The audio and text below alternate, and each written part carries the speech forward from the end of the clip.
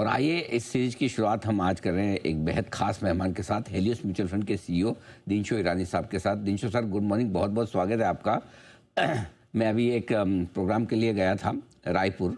वहाँ पर एक प्रोग्राम के बाद हमारे दर्शक मिले, उन्होंने कहा, एक बड़ा मासूम सा सवाल आया था। वो मुझे बोले कि सर, वो आप ये जो भी ग्लोबल मार्केट चल रहा है, उनको रोज आप दिनशो सर को क्यों नहीं बुलाते हैं? उनका रोज तो नहीं बुलाते, कभी कभार बुलाते हैं, बाकी तो बग्गा साहब आते हैं, सारा समझ। नहीं नहीं, वो ईरानी है ना सर, ईरान के, तो उन्हें सारा आइडिया होगा। और मैं सोचा है, इतनी रिसर्च तो मैंने कभी की नहीं, आज पहली बार सर के सरनेम तक रिसर्च पहुंची है। तो बताएं सर, ईरान के बारे में कुछ बताएं सर। एक्चुअली पहले तो ये बता दूं कि मेरी कोई ईरानी, एक ही मेरा जुड़ाव है, वो ईरानी सरनेम है, बस एक्सपर्टीज कोई नहीं है। बट एनीवे, कल मैंने जो सुना, जो ट्रम्प जी को सुना, इतना कुछ खास नहीं लगा हमें। एक्चुअली आप देखिए कि पहली चीज तो वो बोले कि कोई बड़े आदमी से बात हो रही है। फाइनली नाम निकला तो वो स्पीकर थे, एक एक्स स्पीकर हुआ करते थे उसपे, और उनके एक प्रोविंस से है। तो हमें लग नहीं रहा यहाँ पे, और आप देख भी नहीं, क्रूड का आपने देखा, मुंह देख लिया, नीचे गिरा, उसके बाद में वापस ऊपर चला है। तो मार्केट ने कोई उसको ध्यान नहीं दिया है। और दूसरा, जो वहां से जो बातें आ रही है, जो दूसरी साइड से, मतलब ये तो जो जनाब जो नेगोशिएट करो वो अलग है, और जो एक्चुअल जो वहां पे लड़ाई, जो झगड़ा चालू है, जो जनरल्स वगैरह वहां पे, वो बोल रहे हैं कि आपको एक भी बेस नहीं खड़ा करना चाहिए यहाँ पे अपने रीजन में वगैरह। आई डोंट थिंक ये सब जो इतना एक्सेप्टेबल होगा यूएस को। तो मुझे कोई शंका नहीं है कि युद्ध विराम ज्यादा देर नहीं टिकने वाला, और प्रॉब्ली जो 5 दिन का डेडलाइन है उसके बाद में फिर से चीजें वापस आ जाएंगी। और इसराइल तो वैसे चालू ही है अभी, तो इसलिए हमें लगता नहीं है कि ये इतना आपको ध्यान देना चाहिए यहाँ पे।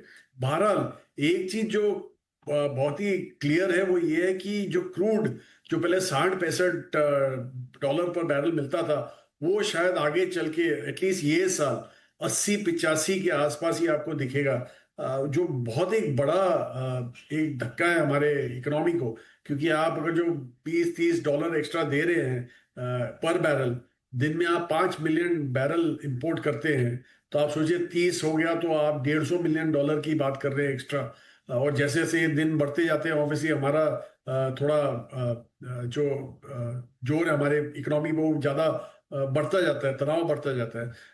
एक पॉजिटिव यही है कि हमारा इन्फ्लेशन काफी लो है, इसलिए हम एब्जॉर्ब कर सकते हैं आज की तारीख में। लेकिन लंबे अरसे तक चला तो आप सोचिए कि डिमांड वगैरह पे काफी इम्पैक्ट आता है। तो इसलिए जरा संभल के रहिएगा, डोंट गेट कैरिड अवे। जब तक इसका सुझाव अच्छी तरह से नहीं दिखता, तब तक कॉशियस रहिएगा मार्केट में। बस यही हम कह रहे हैं। आपने एकदम सही कहा भी कि अब ट्रंप पर लोग भरोसा कम कर रहे हैं। अल्टीमेटली जब तक ईरान की टॉप लीडरशिप से ना आए कि युद्ध रुकने के संकेत है, तब तक माने भी तो कैसे ऐसे में।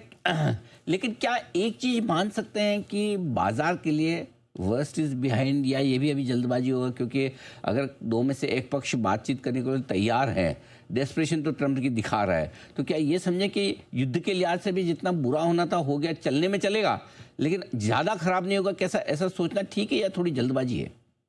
जी, एक्चुअली हमें युद्ध का मेजर इम्पैक्ट हमारा तो वही क्रूड का ही था। करेक्ट। हमें कुछ लेना, और दूसरा जो हॉर्मुज ट्रेड को जो उन्होंने बिल्कुल ब्लॉक कर दिया, ब्लॉकेट कर दिया, सप्लाई का प्रॉब्लम हो गया। और एक्चुअली क्रूड एक ऐसी चीज है जो सब चीजों के लिए एक वो है, मतलब शुरुआत यहीं से होती है, प्लास्टिक्स की, पॉलीमर्स की वगैरह, सब शुरुआत यहीं से होती है। तो इसलिए एक सप्लाई कंस्ट्रेंट आस्ते आस्ते बिल्डअप हो रहा था, जो हमें लग रहा है कि अगर जो ये सुझाव होता है, एटलीस्ट आप हॉर्मुज ट्रेड खोल दीजिए, और क्रूड भाव जैसे मैंने बोला वो तो आपको एलिवेटेड ही रहेंगे, ऊपर ही दिखेंगे।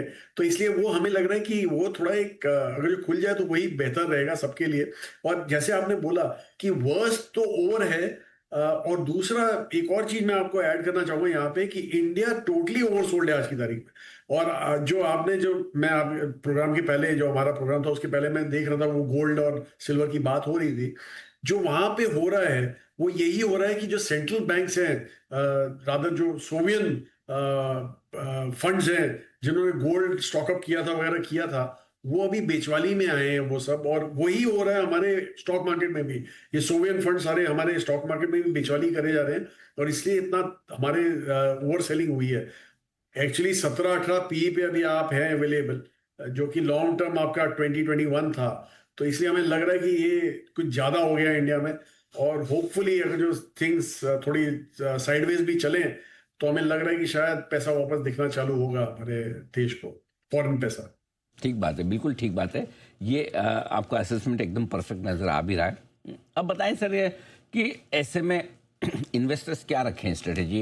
क्या खत्म भले ही ना हो, खत्म होने के संकेत आ रहे हैं, तो क्या निवेश करने के लिए अगर इंतज़ार कर रहे थे तो शुरू किया जाए या थोड़ा और रुकें? नहीं जी, बिल्कुल अनिल जी, आई थिंक शुरुआत तो करनी ही चाहिए। और एक्चुअली जो वर्स, जैसे पहले भी बोला, वो लगता है कि हो गया है। आप ये सोचिए कि हमारा मार्केट आज की तारीख में जो लेवल पे है, वो हमने लास्ट अप्रैल 2024 में क्रॉस किया था वो लेवल, और हम वहीं पे आके अभी रुक गए हैं। तो आप सोचिए कि इतने 2 साल निकल गए, 2 साल में काफी चीजें हुई हैं। ग्रोथ भी अभी आनी चालू हो गई, जैसे सितंबर मैंने बोला कि अच्छी ग्रोथ थी क्वार्टर में, दिसंबर का क्वार्टर भी अच्छा था, और ये क्वार्टर भी जनवरी फरवरी तो बहुत ही बेहतर गया। इनफैक्ट हम होटल कंपनियों से बात करें तो बोले कि इतना बहुत ही बढ़िया क्वार्टर था उनका, बेस्ट क्वार्टर जो उन्होंने देखा है, फोर्थ क्वार्टर वो जनवरी फरवरी में देखा था उन्होंने। और अनफॉर्चुनेटली मार्च में सब तहस नहस हो गया बिकॉज ऑफ द वॉर। लेकिन डिमांड वाइज डिस्ट्रक्शन ज्यादा हुआ नहीं है। आप अगर जो कंज्यूमर कंपनी से बात करें तो बोले कि इतना डिस्ट्रक्शन अभी के लिए नहीं हुआ है।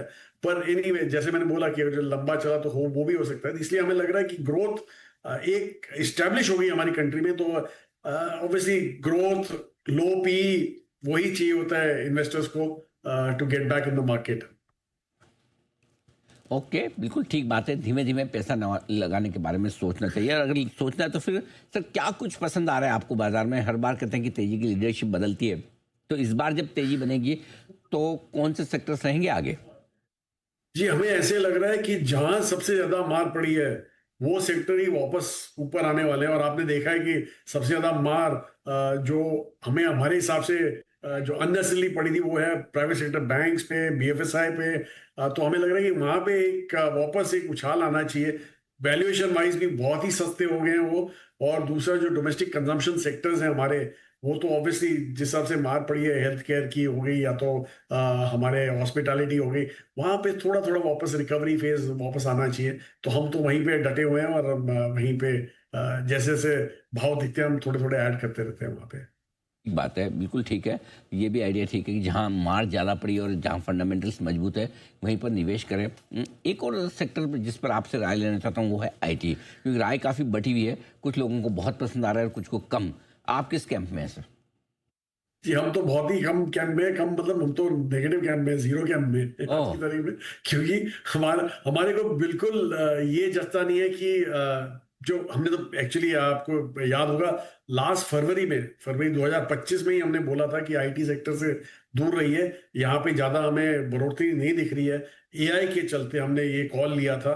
और इफ एनीथिंग एआई, आप आर्ग्यूमेंट करते रहे, मतलब मैंने काफी आर्ग्यूमेंट सुने हैं कि आज की तारीख में कोई इम्पैक्ट नहीं हो रहा। लेकिन अगर जो कल होने वाला है, आज नहीं हुआ, कल मतलब 6 महीने बाद होगा, 7 महीने बाद होगा, तो सेक्टर आपको थोड़ा संभल के रहना पड़ेगा। इनफैक्ट एक जो मेजर स्टेटमेंट जो मैंने सुना था, वो सुना था मिस्टर उदय कोटक से, जो उनके कोटक कॉन्फ्रेंस में कोई 3-4 हफ्ते पहले हुआ था, 2-3 हफ्ते पहले हुआ था। उन्होंने बोला कि काफी सेक्टर ब्रह्मा विष्णु महेश बोलते हैं, तो महेश फेज में कहते हैं आईटी सेक्टर है। आप सोचिए कि और महेश फेज मतलब ऐसा है कि जो डिस्ट्रॉयर है, लेकिन आपको अडेप्ट करना पड़ेगा, आपको रिन्यू मतलब नई करके फिर आप ब्रह्मा फेज में जाते हैं। तो इसलिए एक अडेप्टेशन बाकी है यहाँ पे, एक रीसेट बाकी है यहाँ पे, जो मुझे लग नहीं रहा कि आज की तारीख में हमारा सेक्टर कुछ कर रहा है उसकी तरफ। तो वो एक रीसेट हो जाए, उसके बाद शायद हम देखेंगे। आज की तारीख में तो नहीं देख रहे। ओके, ये है आपके लिए पूरा का पूरा डायरेक्शन आईटी सेक्टर को लेकर भी और बाकी दूसरे सेक्टर्स को। दिनशो सर, बहुत बहुत धन्यवाद आपका। आपने समय दिया धन्यवाद। और विस्तार से बाजार के डायरेक्शन पर